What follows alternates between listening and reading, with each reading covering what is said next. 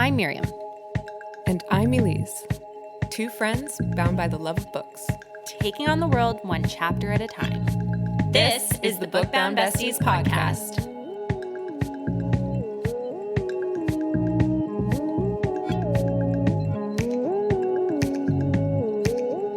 Hey, Book Bound Besties. Welcome to episode 7 of season 3 of the Book Bound Besties podcast, where we dive deep into your favorite books, have unhinged chats, and Elyse theorizes about what's to come because she has not read the whole book yet. Today we are talking about From Blood and Ash, chapters 25 through 28. And what chapters they are. Elyse finally understands why we hyped up the right so much. Yeah, these chapters were fantastic. I'm so glad. As always, if you want more Book Bound Besties content, you can follow us on TikTok and Instagram, where we post clips from our episodes. We have some silly, funny videos and our classic unhinged book reviews, which I think we have not done in a while. We have not. The month of August, I have to say, was not a great reading month for me. Yeah. Because although the books I read in August, I have absolutely loved. Mm-hmm. I finally finished the War of Lost Hearts series, which is Daughter of No Worlds. Yeah. Oh my goodness. Mm-hmm. It was incredible. It was so good. But I was so stressed the whole time I was reading, particularly the last book, that I literally needed to take breaks because my poor little heart couldn't take it. You know? And I think I'm a little bit extra sensitive because, you know, they say that whatever you're feeling, like the baby feels. Right. So I'm like, I don't want the baby to feel this anxiety over like fictional world. Fictional things. So I just keep taking breaks. Yeah. But it was absolutely amazing. So touching. Mm-hmm. So nuanced. I mean, Carissa Broadbent is now, I really can't wait to dive into Serpents in the Wings of Night because I really enjoyed her writing. Right. I really enjoyed the way she wrote relationships and people and emotion, and her villains. Ooh, I like that. Were so great because her villains are so human. I love that. You really never truly know what the villain is going to do. Is the villain going to see the light? Mm-hmm. Is the villain going to stay true to their villainhood? Mm-hmm. The villain doesn't even think they're a villain. Yeah.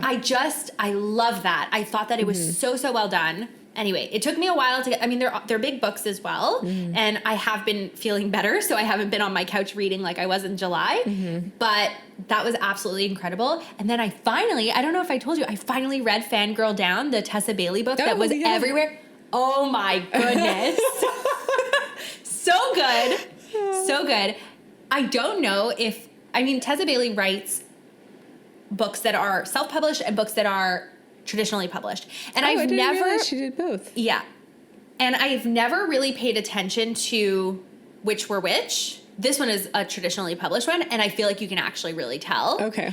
And the main character, it's a golf fan book. Like, the main character is a golfer and the female main character is his biggest fan and blah, blah, blah. Anyway, my husband is he's like obsessed with golf. Yeah. So it was just fun to kind of like read along. But I think Tessa Bailey has a thing for thunder thighs and big butts because this is her second mention of it. Yeah. The other one was Getaway Girl with Elijah Montgomery, I think. What's his name? I can't remember. Okay. I remember you specifically talking about the thunder thighs and the big butt. So I just thought it was funny that like this guy also had thunder thighs and a big butt. And last night it was so funny. I had a hard time sleeping, which is a side effect of being pregnant. And for whatever reason, I was like, I wonder if we ever got to speak with Tessa Bailey and we asked her if she could name all of her male main characters, if she could do it. And then I was like, could I do it? Oh, wow. I was sitting there trying to. You've gone through a lot of I've gone through a lot of her books. Yeah. And I think I could do first names. Mm-hmm. I'm not sure if I could do full names for all of them. That's fair. We'll keep that in our back pocket if we ever get her on the show. Yeah. How did I get there? For unhinged book reviews. Yes. Story of my life. I always forget what I'm saying. Anyway, please also, if you are enjoying hearing us ramble and talk to the void of the internet, leave us a review on Apple Podcasts. It really helps push us through the algorithm and bring more besties into this community of fun women who like to read. And a couple men. Really? Have we gotten any messages from men? Ross. That's right. Ross, we love you. We are very grateful for your support. Anyway, last little housekeeping. This is your content warning. Yes. Today we'll get violent. It is gross. It is gruesome, and it does not contain topics that are suitable for little ears. Indeed. Unless they are in utero. We can't hear yet. Yeah, they can't hear yet. Well, I don't know. It can't hear yet. Okay. I don't think it can hear yet. I know it developed. At a certain point, it could recognize it, but is it a vibration thing or a sound thing? No, I think... Okay, that's actually a really great question because I saw a video today. Obviously, my algorithm on my personal social media has totally shifted into baby stuff. Particularly, we don't know the sex of this baby. We're not going to find out. But my husband is absolutely convinced it's a little girl, and he really wants a little girl. And so I'm getting a lot of content of like dads and daughters. Okay. Anyway, I got this video that came up on my feed of the dad talking to the belly during an ultrasound, and you saw the baby smile. React. Oh, Yeah. wow. That's crazy. It gave me goosebumps. But that was like at 32 weeks. So I think it happens later, but I know the inner ears have formed, but I don't know if they can hear yet. I have no clue. I know that we're growing fingernails or like toenails this week, which is disturbing. Like there's stuff that's happening in my body that I'm just like, this is so weird. It's cool, but it's weird. And fingernails is one of them. Yeah, fingernails is weird. Yeah. Anyway, let's get into it. Okay. I have no world building this week. Neither do I. I think we're getting a little bit of a break because we're going to get a Well, we're huge about to data go to a new part of the world. Yeah. So, yeah. So let's just count our blessings that we're getting a little bit of a reprieve from the world building. Although, you know what? Now that we are a little bit more established into this world, it's less overwhelming, at least for me. Yeah, for sure. I agree. But also, I don't think we've expanded that much yet. We'll see how I think feel you're going to be chapter. overwhelmed. Yeah. Yeah. All over because again. it took me several books to be like, okay, everything makes sense. But it's also because, as we know, I read, I accept, I move on. Right. Yeah, we'll see. I'll have a better, opinion next week when we see the new lands. When we journey to Carcedonia. All right. Chapter 25. We get an incredibly written kiss before our two lovers decide to not take things any further. They then run into Vikter, and he could tell exactly what they were up to. This time, Poppy is done being told what she can and cannot do, delivering a wonderful speech. The chapter leaves us suspended in awe, and the Duke finally makes his appearance. Wow. So if we remember besties, last week, the last sentence of the chapter was Poppy asking Hawke to kiss her. And Boy does not need any more encouragement to oblige Poppy's request and starts by giving her a tender kiss, which quickly develops into a passionate one. And Elyse, if the kissing is any indication, you can imagine the quality of the spice. Yeah, for sure. I mean, in reading it, I was like, I know we were going on and on about how Rebecca Yarros writes a kiss, but this kiss was very well written. Oh, yeah. Very well written. Oh, yeah. It appears that Poppy isn't the only one affected because Hawke grabs her and brings her even closer, moaning and just genuinely enjoying all of her reactions to his ministrations. Consent King, he reminds her that if ever she doesn't like the way something is going or the direction something is going into, they could always stop. But our girl doesn't want to stop. And Hawke is forced to admit that he doesn't think she would even ask him to stop. How do you feel about this trope? Because, I know you haven't read that many romance novels, and I don't know if in the ones that you've read this has happened, but I know that for me it has, where the guy is so into the moment or whatever, and he's just you gotta tell me to stop now because I don't think I'll be able to stop later. And part of me thinks I know where you're gonna go with this or how you're gonna react, because I think you're very literal and to think about real life. Yeah. But I will say, if we just think about it in the context of a book, and in the context of being in the moment, I think it's really hot that the guy is so into it that he's just tell me now because I'm gonna be so into it it's gonna be hard for me to stop. Yeah.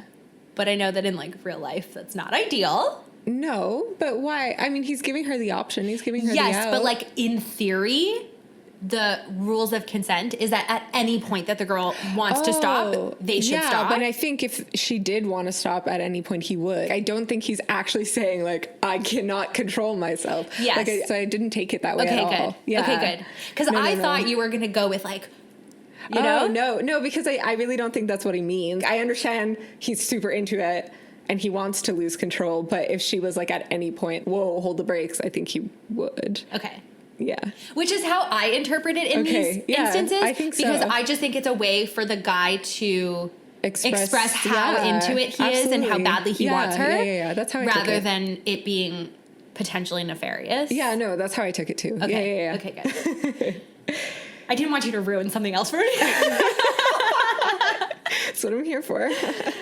Oh, man. He tells her he was seconds away from taking her on the ground under the willow, and she's like, meh, I probably would have let you. Okay, but another question. How do you feel about this trope of the guy being like, no, we must stop, and then walking away? Because that's also super popular. It is. And in my opinion, it only ramps up the tension. Yeah, absolutely. And makes the final payoff so much more worth it. Okay. I just know you don't always love a slow burn. Yeah, I mean, listen. But I guess it flickered for a moment, so it's okay. No, it's not that. Okay, when I say I don't love a slow burn, it's only because I'm not a delayed gratification kind of person. Okay. So I want it, like, now, but I know that it's always worth it. Okay. The slow burn. Yeah. You know, the slow burn, when it hits, it's like, yes. Yeah. You know? It hits. Yeah. For sure. So the other thing is that, and this could be kind of touchy, but she is a virgin, and there is this, like, quote unquote trope about, not quote unquote trope, but there is this thinking that when you lose your virginity, it should be a certain way. Right. I did not lose my virginity in this certain way. I lost it in a less than quote unquote ideal context. Okay. It was, you know what? I was in my messy era. Okay. Like, it was just whatever. That's okay. It happened. That's okay. And I was never like, oh, it needs to be this perfect thing. And like, I never, but a lot of people, for sure, a lot of people think that way. A lot of people think that way. And also in a book, a lot of times in romance novels, the man is always super experienced. And then if he's with a virgin, he takes, like, extra care and responsibility with that, which I think is really nice and respectful. So in this case, Hawk knows that she is a virgin, and so her first time should not be on the ground underneath a tree. Okay. You know? Okay. All right. That's kind of... Yeah. That's a fair thinking. Yeah. I think that if she weren't a virgin, he would have been like, yeah, okay, we're doing it, like, on the bench. Like, I don't care. You know, like, I really want you type of thing. Yes. But I think the bench again. The bench again. Although here there's no logistics we need to worry about, you know? It's a really straightforward bench. There's no water and electricity issues. Besties, tune into season 2. I don't remember what the episode was, but the shower scene. It was the shower scene in Iron Flame. Anyway. For an in-depth conversation of about a bench. Yeah, the logistics of a bench. Exactly. Anyway, Hawk saying he would take her on the ground, Poppy being like, yeah, I would probably let you, prompts her to think that she's a bad maiden. And I love his response, quote, no. You're a perfectly normal girl. What is expected of you is what is bad. And yes, you're also a very bad maiden. But he says the second part tongue-in-cheek. Yeah. I think the most important part of his response is that he is trying to distinguish who she is from what is expected of her. And you constantly see him doing this. You even see him doing this later on in the chapter, which I think is really great. So they finally stop kissing. I think they needed to kind of reel it in. Otherwise, it was going to go too far. And they just hold each other, which heartbreakingly Poppy finds just as enjoyable as the kissing because she's so starved for contact. And I think that's just so sad and grim and devastating and hurts my little heart. I also just love when you could be like that with someone is so nice. And it was just like, I love that for you, girl. You know? Like, yeah, because it's not just that they have this lust for each other. It's not just that they have this great banter, which is, you know, we can assume the basis of a good friendship. Yeah. But they also... But being able to, sit in silence with that physical contact and it be that meaningful is quite beautiful. It really is. After a while, Hawk insists that he has to bring her back, and then they are intercepted by Vikter. Dum, dum, dum. who was not born yesterday, his words, not mine, and can tell that they've been playing tonsil tennis. He is absolutely furious at both Hawk and Poppy about it, and he says some not so nice things, accusing Hawk of treating Poppy like she's just a notch in his bedpost and the ultimate challenge. I mean, how do you feel about that? So, listen, I can understand where Vikter's coming from because Hawk does have a reputation and whatever, let's just leave it at that. But also, I find it really icky because it's as though Poppy can't be an object of desire. Oh. I don't know if it's because she's the maiden. For whatever reason, I think it could be interpreted as, well, why wouldn't he be into me, Vikter? Like, why? Okay. You know? It's not just that she's the ultimate challenge. Maybe he actually likes her as a person, which we can assume he does based on all of the interactions they've had. So for me, part of it is like the Hawk side of things. Yeah. He's also kind of a father figure to Poppy, and you can imagine that a father not walking in on the daughter, but, you know, being faced with the realities that his daughter was. For sure. What you brought up is a good point, but I really saw it as Vikter knows Hawk to be a certain way, and that kind of guy wouldn't be who you would choose to be with your daughter, you know? So I kind of understood his reaction. Yeah. But obviously a huge part of it is also the fact that she's the maiden. Yeah. I guess we don't know what would happen, but there is this fear that's instilled in everyone that if she isn't pure, if she doesn't ascend, everyone's doomed. So I guess there is that underlying guilt, religious guilt or fear. Yeah, you know? yeah. I mean, listen, she needs to be a maiden to be the maiden. Yeah.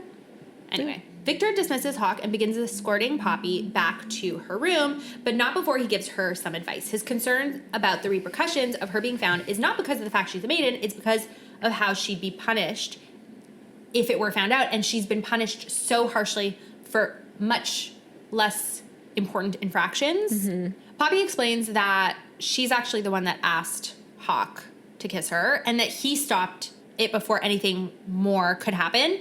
And that is technically true. So she's very good at kind of walking the fine line with the truth. And when Vikter doesn't understand Poppy and where she's coming from, she finally lets it all out, kind of like your synopsis hinted to. And I love that she finally speaks out. And so I actually am going to read her speech. I love that speech so much. Me too. Please read it. Okay.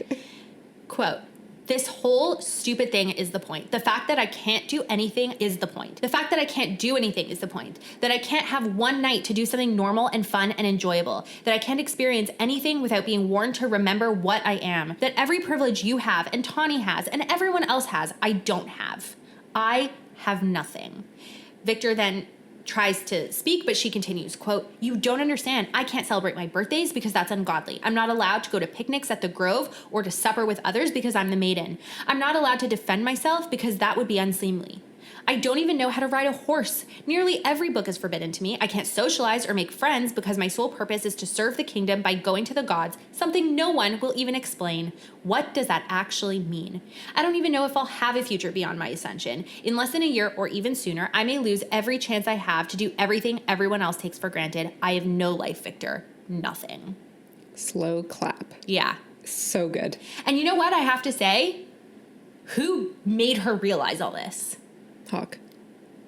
Exactly. Yeah, I mean, he's been poking holes in this regime from the get-go. Yeah. You could tell that Vikter's heart is breaking as he's realizing how much Poppy has bottled up all this time, but she's not done. The speech continues. Quote, "Everything has been taken from me, my free will, my choice, my future, and I still have to suffer through the Duke's lessons. I still have to stand there and let him hit me, let him look at me and touch me, do whatever he or the Lord wants. I have to stand there and take it. I can't even scream or cry. I can do nothing. So I'm sorry that choosing something that I want for myself is such a disappointment to you, the kingdom, everyone else, and the gods. Where is the honor in being the maiden? What exactly should I be proud of? Who would want this? Point me in their direction, and I'll gladly switch places with them. It should be no shock that I want to be found unworthy." Ooh. Yeah. I think she was speaking truths that she wasn't even fully ready to admit. And then it just came out. Yeah. You know? Yeah. I know it was a lot to read, but I just think it's so important to honor this girl's feelings because she's been holding on to this for so long. And now that she's started, kind of the floodgates opened, but obviously she regrets the last bit. So she requests to go back to her room. And as they walk, they are interrupted by the sound of a large crack and piercing screams. People are fleeing the Great Hall, and Poppy's freaking out because all she can think of is that Tawny is in there. She rushes into the Great Hall when her eyes fly right to the dais. One of the wooden rods that held up the right banners fell, revealing the freaking Duke hanging from his arms, bloody, with an ever-loving cane sticking out of his chest. And above him, written in blood, "From blood and ash, we will rise." Yeah. So as soon as there was like people rushing out and everything, I was like, oh my God, it's happening. Like super excited. You've been saying that there's this pivotal moment coming. So I was like, we finally got it. Not expecting the Duke to be dead. But in reading it, the first line is talks about how the cane is shoved through his chest. And I was like, that is a choice weapon. Like that is a very personal weapon. But then it was coupled with "From blood and ash we will rise." So I just questioned, because my initial thought, like I'm going to be honest, my initial thought I was like, oh, Hawk went and fucking killed him. Because... But Hawk was doing security checks. Was he? He's always mysteriously But he was with, elsewhere. wasn't he with the commander? I don't know. I'm going to say he's always mysteriously off doing something. Anyway, there's a few moments where he's like not where he should be, considering he's Poppy's guard. Anyway, so I was like, holy shit, he killed the Duke. But then it's coupled with "From blood and ash we will rise," and I was like, am I ready to claim that Hawk is the dissenter or an Atlantean or whatever? Like, I don't know if I'm ready to make that claim. So yeah, I was like, oh my God, he killed him, and then maybe not. I don't know. That was my reaction to the end. That's kind of fun. I like hearing how you think, because as we know, this all went right over my head when I read it for the first time. The fact that it's a cane, yes, like the weapon of choice, it is so personal. And then Poppy ends up even pointing it out later. If Poppy were to kill the Duke, it would be with the cane. With the cane would make so much sense because it's super personal. Yeah. No, I know. But you know, there's that level of you could have killed the Duke any which way, and you chose to do with the cane. Yeah. Which is just my love of horror movies, like coming back to me. But it just feels like such an intentional choice. You can imagine the lead up to it. To kill someone with a cane, that's not a weapon you would normally choose, you know? I mean, for a quick death. It's a blunt object. Yeah, you could like smack someone with it, but it's not like do blunt force trauma, but stabbing work. And then to stab him with it, the only other person who would know would be Vikter, but like he wouldn't do that, or a guard, because the guards that stand outside the Duke's chambers know what happens in there. But to protect Poppy, you know, I mean, we never know. I don't know. But then the "From blood and ash we will rise," I was like, no, I don't know, I'm not ready to make that claim. So that was a very exciting chapter. Wasn't it? Yeah. All right, dimple count 2. Question count 7. 8. Okay. Do you have awards? I do. Do you have romantic? Yes. I know exactly who she is, not what she is. Maybe you've forgotten that she's not just a goddamn inanimate object whose only purpose is to serve a kingdom, but I haven't. Love it. Yeah. Love it. I just wanted to award it to Poppy's outburst because it's such a act of self-love. And I was so happy for this girl to finally just share her truth for once in her life, you know, and it needed to happen. Yeah, it was a beautiful moment. I didn't get a funny though. So I have to be honest, I really struggled with finding funniest lines through these 4 chapters. Same. But what I went with is "You're a perfectly normal girl. What is expected of you is what's bad. And yes, you're also a very bad maiden." Yeah. It's meh. Yeah. Okay. Yeah.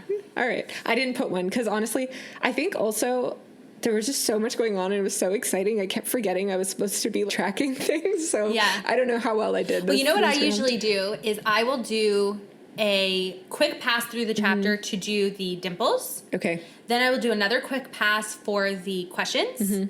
And then I will, as I'm doing my notes, I will pick out my awards. Okay. And I've usually already listened to the audiobook for the chapter. So I basically read the chapter 4 times. That's amazing. I read them like twice, basically. The thing is... And sometimes reference a few things extra time. Yeah. You are just a more judicious reader than I am. So sometimes I just need to do things more to get that same level of in-depthness. Yeah. But I think that part of it is the speed at which I read versus Yes. you. Like, you're a quick reader. Yes. You know, you read and you get through it, whereas I do read slowly, but I'm also taking the time to, like, mull it over. Yeah, fair enough. So it's just a different style. Yes. Anyway, What was your spiciest line?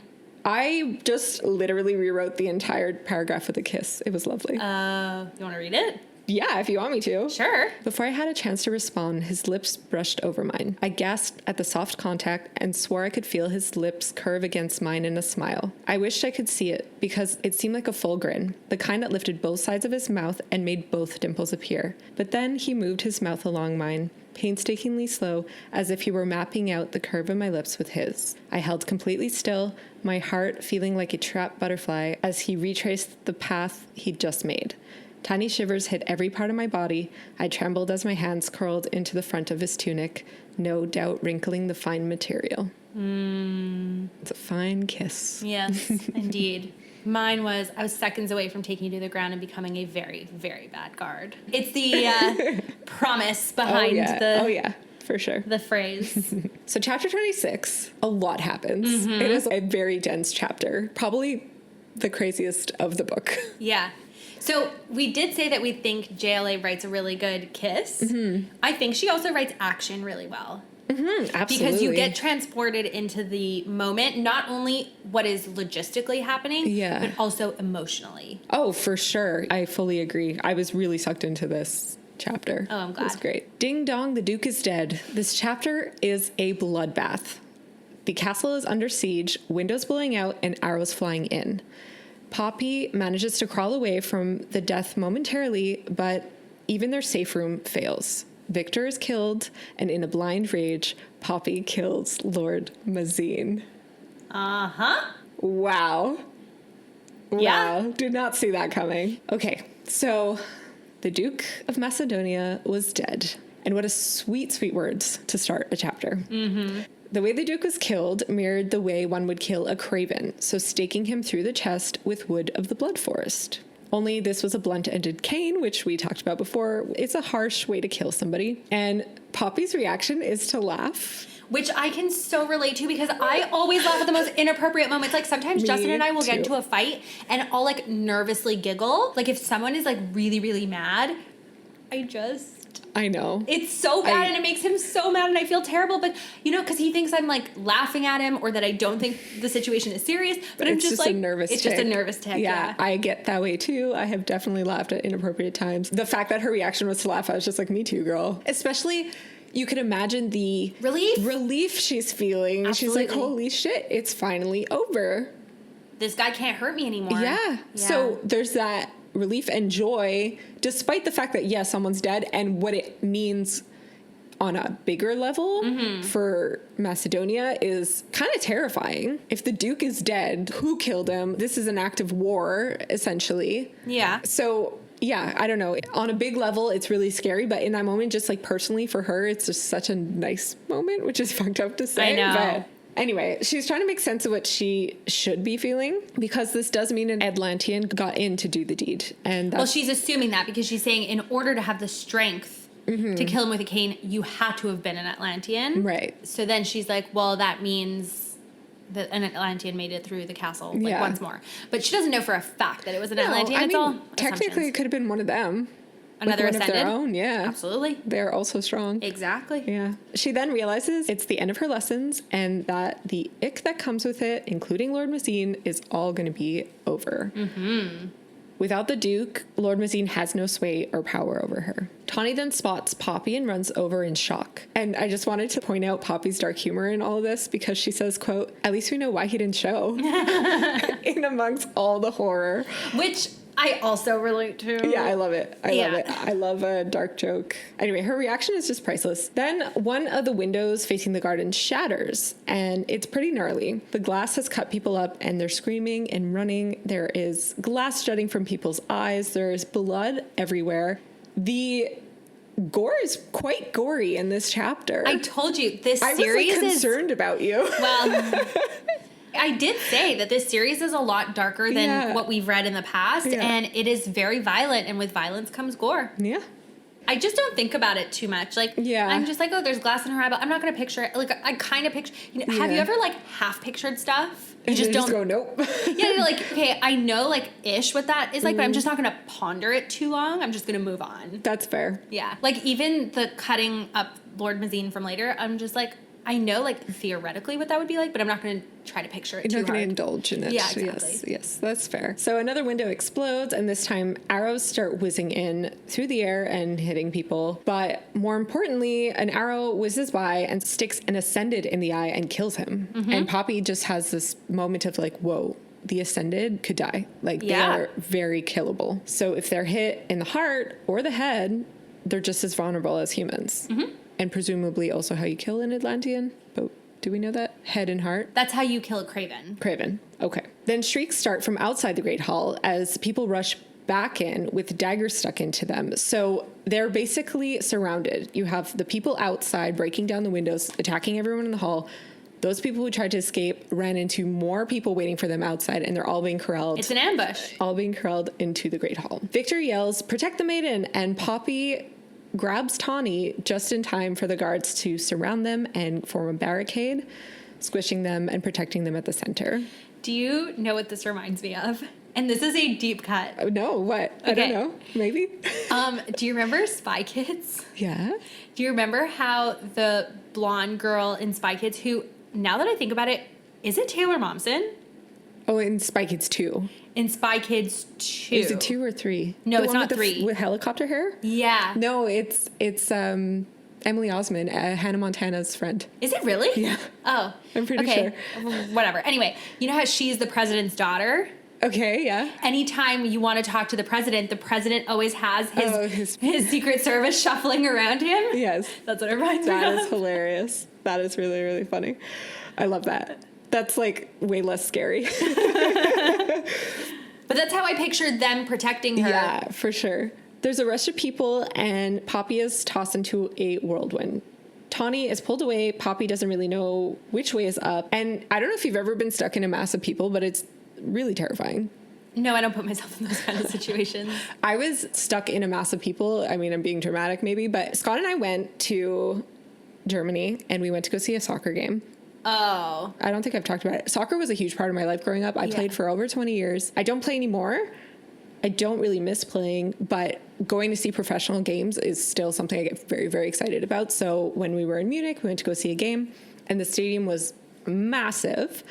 When we were leaving to get the metro, I don't even know what happened. I wasn't walking. I wasn't in control of where I was going. The mass of people were so squished and just trying to shove their way into the metro that, like, I went along with them and I had no choice. Like, it was really Were you scary. and Scott at least I was holding on okay. to Scott for dear life, but I honestly don't even know if I walked. Like, I was just so squished and packed, and I moved with the crowd, and I was shoved into a metro, and I was like, thank God I was holding on to Scott. Yeah. It was so scary. And also, I mean, I'm really short. I am 5'1.5". So when you're surrounded by like these giant German dudes who are like 6 something, like I couldn't see anything. It was scary. Yeah. I was going to say scary. the closest I could think of is coming home from Oceaga or something like a music festival here that happens on, it's like an island off of downtown Montreal. So the only way, or one of the only ways to get in and out that makes sense is by taking the metro. Yeah, there's definitely a lot of people, but I think... But I don't think it's as people rowdy. Don't, like, shove and push the way... No. Yeah. Anyway, Poppy's stuck in this mass of people, and she can't even, like, tell what's going on, and she's just crawling over a sea of bodies and blood and gore. Then she finds Lauren, which was one of the girls that we've met in a previous chapter, and grabs her to bring her to safety. But before they get there, Lauren is shot with an arrow through the back of the head. So she's seeing her friends, or I don't know if you could call them friends, but people she knows die all around her. Then there's a piercing whistle outside, which I just wanted to note, a whistle of sorts also happened back when Rylan was killed. So I was just like, okay, it's some sort of form of communication amongst the Atlanteans or Craven or dissenters. Not Craven. Not Craven is a whole different... Oh, I thought the Craven were part of... Because only the Dark One, who is the head of the Atlanteans, could control them. So I thought they were kind of... Yes, but the Craven are not really sentient anymore. Okay. They're kind of governed by instinct. I don't think that they communicate. But the Dark One could control them. Yes. Okay. as far as we know. That's what we're told. Exactly. Okay. But I Interesting. think that if you think of the person who attacked Poppy in the garden, that was not a craven. No. I guess the way I envision the chain of command is like you have the Dark One, and then you have the Atlanteans, because they have power. Then you have the dissenters who support them. Yeah. And like the craven are like their attack dogs or attack creatures. Mm-hmm. Okay, that makes sense. So that's why I just kind of pulled them together. And then there's also, I guess, Wolven if ever we do meet them. Anyway, Commander Jensen finds Poppy to bring her to safety. And as they're leaving the room, the Duke is set on fire. So on top of all the blood and gore, we now have burning bodies. Wonderful. Poppy looks back and she sees, quote, dozens dressed in ceremonial garb of the rite, their faces been designed with the characteristics of Wolven: ears, snouts, elongated fangs. Those at the entryway were armed with daggers and battle axes. Those at the windows had been the ones to fire arrows. There were dissenters, possibly even Atlanteans among the masked. So Poppy's realizing that these people have been here the whole night. So it was a very planned attack. And then she thinks of Agnes, who was trying to warn her about something. So Poppy's like, wait a minute, she knew and she didn't tell me. The dissenters scream their chant, from blood and ash, we will rise. Is that what it is? Mm-hmm. Okay. And then Poppy's being whisked away, but she's protesting, wanting to save people. The Duchess insists that the Ascended will save them, but Poppy doesn't buy it for a minute. Like, the Ascended have never lifted a finger for anyone before. Why would now, while they're under attack, would they risk their lives to save other people? Yeah. Can't really fault her logic. No. They finally make it to safety, and the screams behind them just stop suddenly. Which is terrifying. That is so scary. Yeah.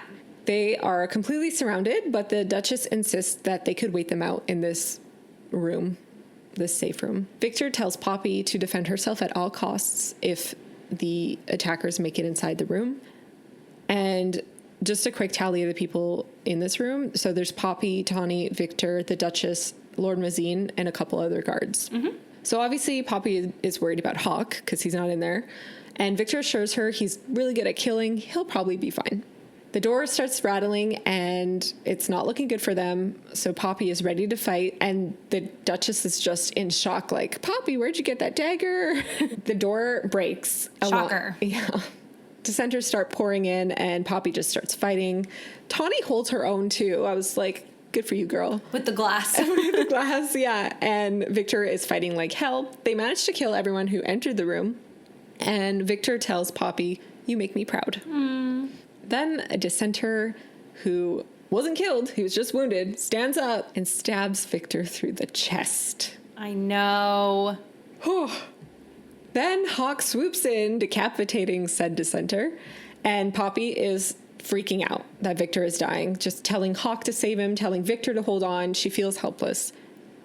And as Vikter is dying, he tells Poppy that he's sorry that he failed to protect her. Welp. We don't know what he's apologizing for. Is it the Duke? Is it Hawk? I feel like, yeah, you're right. We don't know. It's purposefully left. Yeah, but ambiguous. I feel like it's meant to mean more than just in this moment. Yes. Because of the fight they just had, because of everything that's been going on. He even says, I failed as a man. He throws that in there. Yeah. So I think he's feeling... A lot of feelings. A lot of feelings, some regret, maybe about the way he's approached some things. Sad. It was sad. It was emotional. As he's dying, she wants to use her gift, but she can't even, like, focus on that. And he dies. And in this friggin' moment, Lord Mazeen has the audacity to say, quote, I do believe our maiden has also crossed a certain line with her royal guards. I don't think her lessons were at all effective. I was so mad. I know. I was so mad. It is so... You know what? That is just the arrogance of malehood. Ugh. You know? Like, to just make a comment in such an inappropriate manner at such an inappropriate time and to think you are so clever for it. Ugh. You know? It was so icky. It just really... So icky. It really grinds my gears. Yeah. Oh, man. Poppy is just replaying Vikter's words over and over again in her head. It's almost like a mantra. Yeah. The forgive me, I have failed you. And she stares at Lord Mazeen, who is clean of blood because he hasn't lifted a goddamn finger, and she lunges and cuts his arm off, and then it gets so graphic. It says he stared at the blood geysering from the stump just above his elbow. Ew. But yeah, she just starts hacking him up, cutting off his other hand, just losing control. And her last act is to decapitate him. And then That's not her last act. She decapitates him and then cuts him into itty pieces. Oh, does she keep going? Yeah, she keeps going. Hawk has to stop her. Yeah. Because she would have made minced meat out of him. It's so gross. I know. It's so gross, but it's so great. I was like, finally. So she's just screaming and thrashing, and Hawk pulls her away. And Poppy has this like weird disembodied moment where she could hear herself screaming, but then there's a flash of light and she just knocks out. Yeah. She hears screaming, but she doesn't realize that it's her. And that's it. And that's it. What a chapter. So that's why when you were like shitting on Lord Mazeen and shitting on the Duke and being like, ugh, I hate them all, I was like, just you wait. They get what's coming. Yeah. I'm glad they did. Yeah. Dimple count. None. Questions? 9. Oh, I have 7. Oh. We'll go 9. Okay, wait, hold on. I think I know why. She says Vikter twice, question mark. We're not counting those, right? I thought I did. Oh, okay, then I don't know. So we'll go 9. Okay. Awards. What is your most romantic line? I didn't really have a romantic line. I guess, yeah, Victor's last words probably would be it now that I think about it, but I didn't choose one. I said, you make me proud. Yeah. That was mine. What about funniest? He's really dead. A very inappropriate giggle welled up, and I clamped my mouth shut as I turned back to where the Duke was impaled. Yeah. Mine is, come. This isn't safe. This is Vikter. Really? Tawny whispers. I would have never noticed that. Oh, Tawny. And spicy? Okay, this is a Poppy line. Mm-hmm. When she's butchering the dissenters, she looks at Lord Mazeen and she goes, remember that. And then she, does another thing. And this. And then she keeps hitting the dissenters and stuff. It was just like the threat. Yeah. And like Lord Mazeen, this is like, honestly, this is what makes me so mad. So she literally warns him, look at what I'm capable of. And it's just the arrogance probably of being an ascended and thinking that, I'm stronger and I'm better and blah, blah, blah. And so he sees the rage in this girl and the ability in this girl and doesn't seem to have a shred of self-preservation after she just suffered one of the biggest losses of her life. And he just decides he's going to needle her anyway. I know. And doesn't think that both the rage and the ability combined mean doom for him. Anyway. Mine is Poppy thinking about, I think it was about Lord Mazeen. She says, I was 2 seconds away from showing him just how unbecoming I could be. Yeah. Okay, so now I can ask you, because now we're done with the right. The right is over. Basically, for the last few weeks, you're like, I don't understand the whole point of the right, and I don't understand why Poppy needs to be there, and blah, blah. And I'll give you that the actual right itself is really not what is important in terms of moving the story forward. It's more Poppy's presence at the right that is important. So do you kind of now get why they made it such a big deal? Because this is an absolutely pivotal moment in the book, as we find out in the coming chapters, the consequences of the right and the outcome of the right mean she needs to leave Macedonia. So this is the... Yeah, they used it as a way to like create that pivotal moment and move the story forward. Yeah. But I guess because I didn't know that was coming, I was looking at the right as its own thing. Right. And I was just like, I don't get the point. Why is she there? In terms of their structure, and like that's what I was questioning. But now that I see what happened, like it needed to happen. Yeah. Chapter 27. Poppy is in a haze after the events of the right. She's been under Hawk's watchful eye before being summoned by the Duchess. No punishment awaits her, but it is now time for her to move to the capital. This chapter opens several days from the drama and trauma of the previous one, and Poppy has been unconscious, basically drugged on a sleeping serum while she recovered from her physical and emotional damage. She was so out of it, sadly, that she missed Vikter's funeral. Even the moments where she was awake, she was catatonic. So, really, we've lost a lot of time with her. In the meantime, she learned that the dissenters had burned some of the big houses on Radiant Row in order to draw out the guards, which left the right vulnerable to attack, which, in my opinion, is a very smart tactic. because clearly it worked.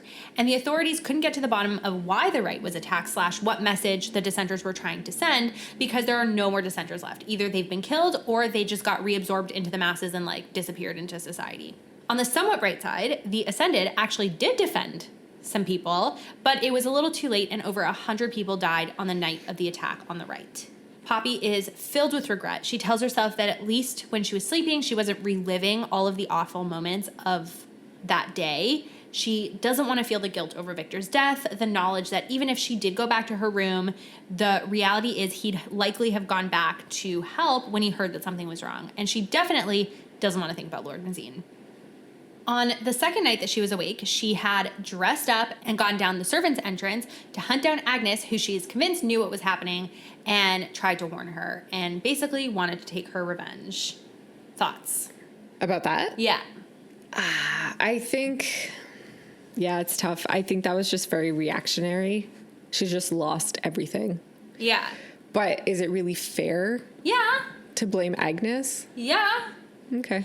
Do I blame Agnes for basically being radicalized in light of the loss of her husband? No. I think she was primed to be converted to the side of the dissenters. I think that makes perfect sense on a human level. And also, I don't think that when Agnes realized that the maiden was there, that she could have called it off. Like, I don't think she's that important to the organization that she could have swayed the outcome of that night.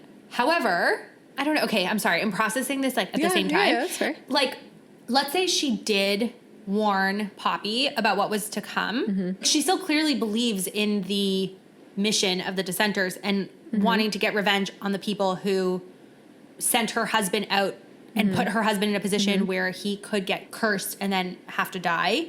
So, I don't know. I guess it's a little bit of a maelstrom of emotions and perspectives. I mean, I guess she could have like told Poppy, go to your room.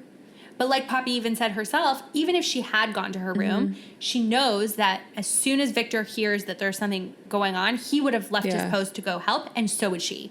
So they would have been in the same position. Right. It's tough. It is tough. And also, I guess just what you said, we don't really know why they attacked or like what their goal was. So then we're left wondering as a reader at this point, what was the point of all of this? Like, obviously there's a bigger play. There was no actual message sent other than we will rise. So yeah, it could have been a threat, but like, was this a play to set things in motion?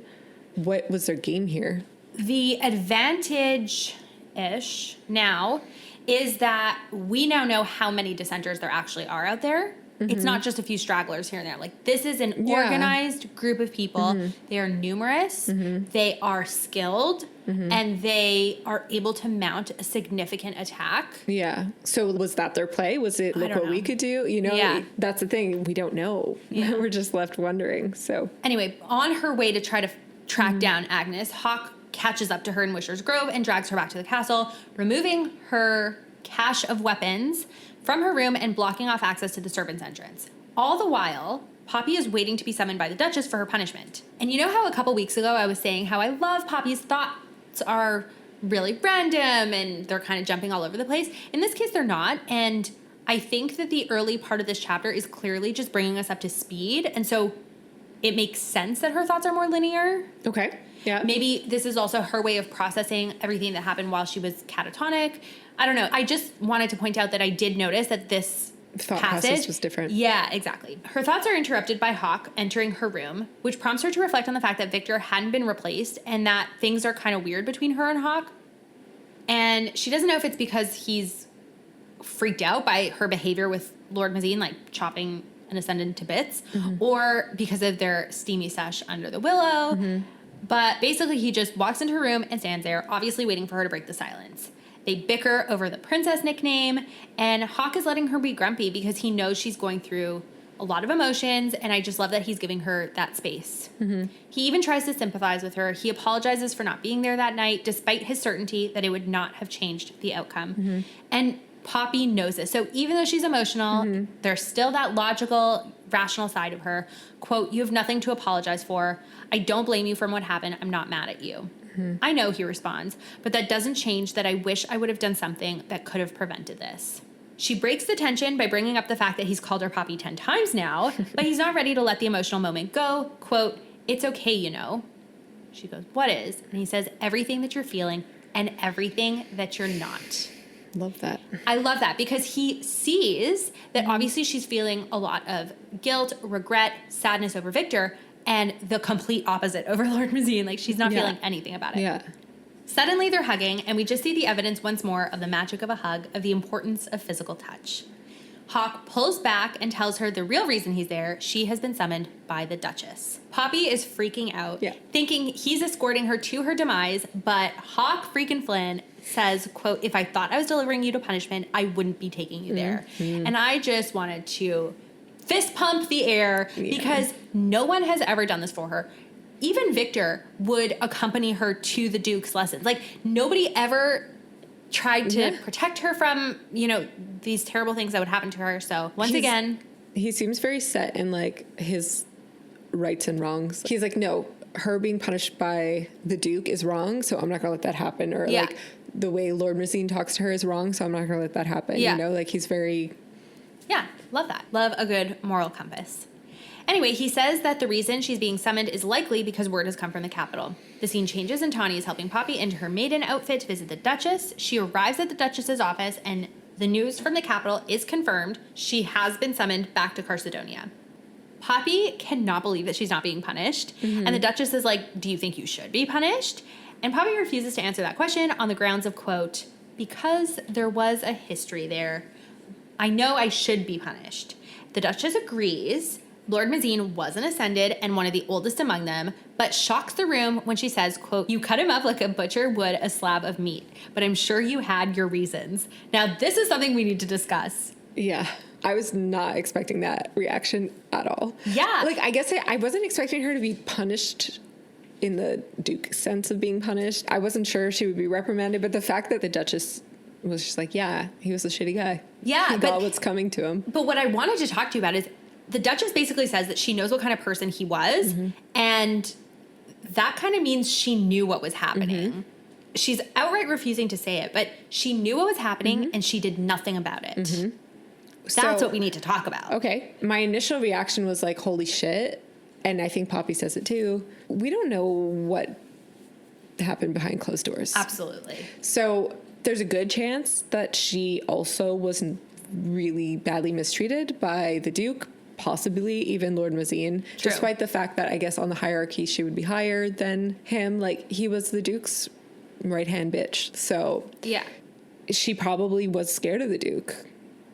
Yeah. She seems like a very stoic, strong woman, but behind closed doors, it's so hard to know. But if she was in an abusive relationship, the manipulation there could run very deep. For sure. It's very complicated. Absolutely. She does say something interesting, though, that we need to park. Quote, "Take this as a much-needed lesson, Penelope. Some truths do nothing but destroy and decay what they do not obliterate. Truths do not always set one free. Only a fool who has spent their entire life being fed lies believes that." Park the shit out of this. Because I can think of a fool who has spent their entire life being fed lies. Yeah, I Leave it at that. I wrote it down too, and I was like, what is she alluding to? What is she alluding to? What does she know? Pretty crazy. Yeah. Anyway, the chapter ends with Poppy learning that she will be leaving for the capital the very next day. That's it. All right. Dimple count. 1. 1. Question count. 14. I have 13. Okay. So let's go with 14. Okay. Awards. Do you have a most romantic line? Yeah, I mean, you read it before, but it's when Hawk says, "It's okay, you know, what is everything you're feeling and everything you're not." Oh, that's nice. Yeah, I think, you know how like sometimes when you're like feeling something and you're mad about something and someone just says, "You know what? Yeah, that does suck." It's so validating. Yes. Like sometimes you just need to hear that. Yeah. Mine is the pain and anger were still there, but Hawk was so warm and his embrace was God's. It felt like hope, like a promise that I wouldn't always feel this way. Oh. Yeah, I just love that. Again, when you hug your person, it's so comforting. That physical touch really can do wonders. Absolutely. I do not have a funniest line. Mine was just the line about you cut him up like a butcher who would a slab of meat. Yeah, I did think of that, and I was like, is that really that funny? I mean, it kind of is. Morbidly funny. Morbidly funny, yeah. What is your spiciest line? Do not waste another moment thinking of either of them. I know I will not. Yeah, same. Snaps for the Duchess. Absolutely. Chapter 28.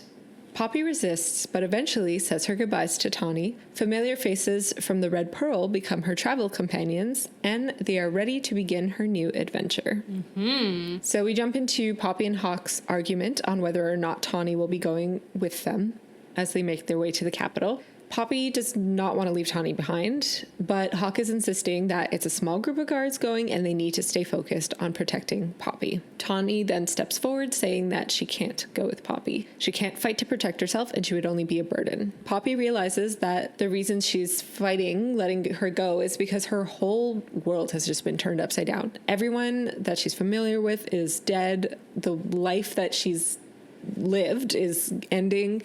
So Tawny was like that last.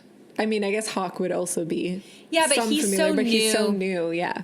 So Tawny was that last tether to her old life, and she didn't want to let go, but she realizes she needs to. So Hawke tells her to pack up and not to bother bringing her veil. Then jump to they're ready to go on their adventure, and Poppy's wearing normal clothes. Mm-hmm. And no veil. And no veil.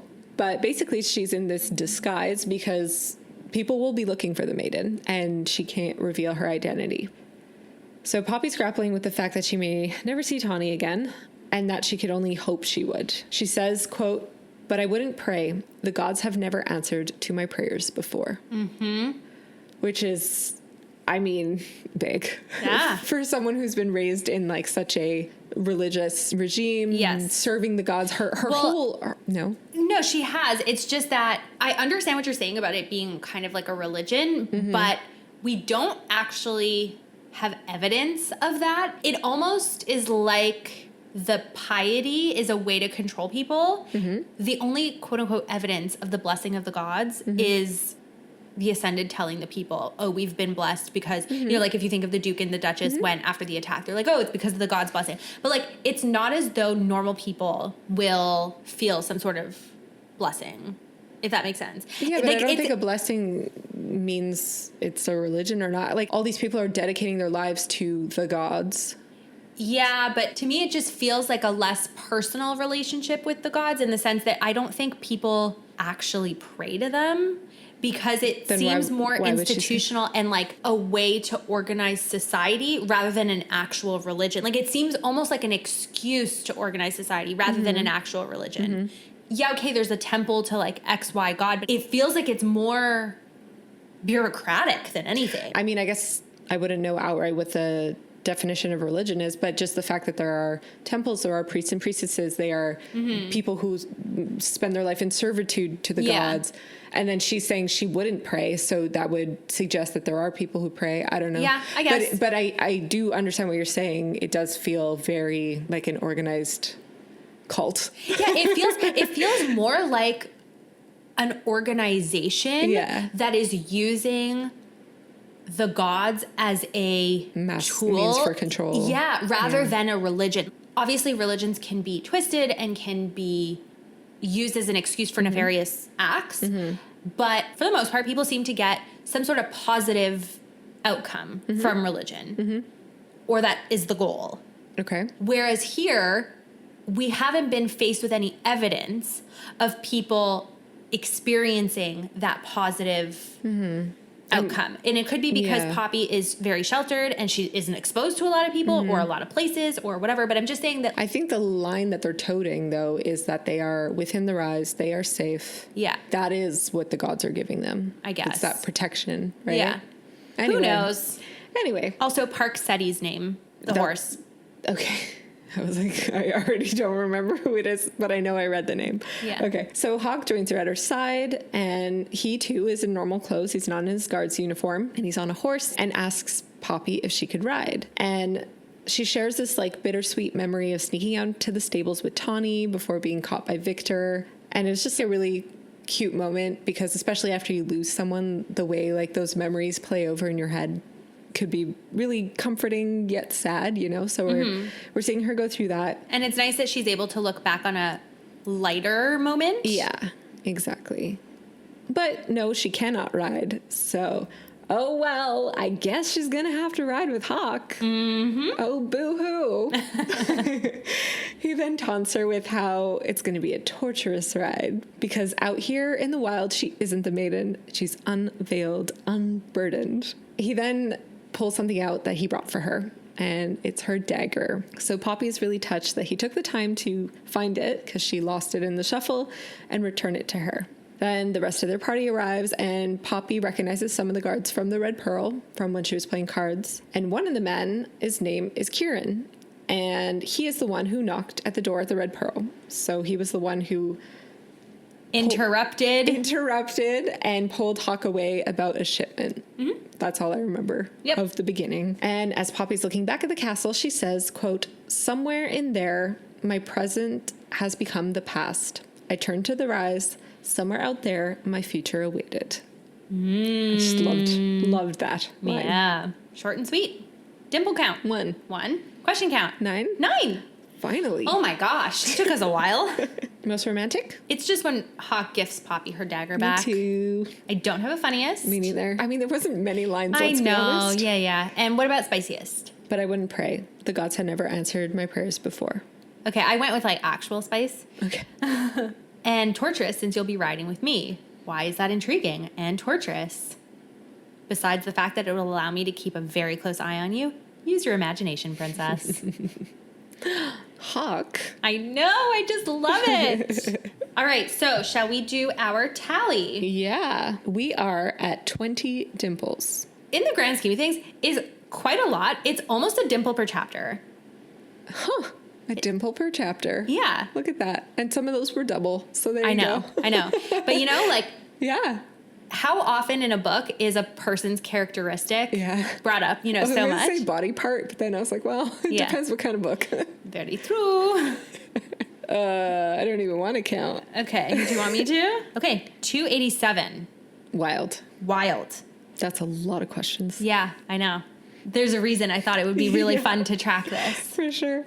All right, besties, for next week, please read chapters 29 to 32. Thank you so much for listening. Please rate this podcast and leave us a review. It'll help other people find us.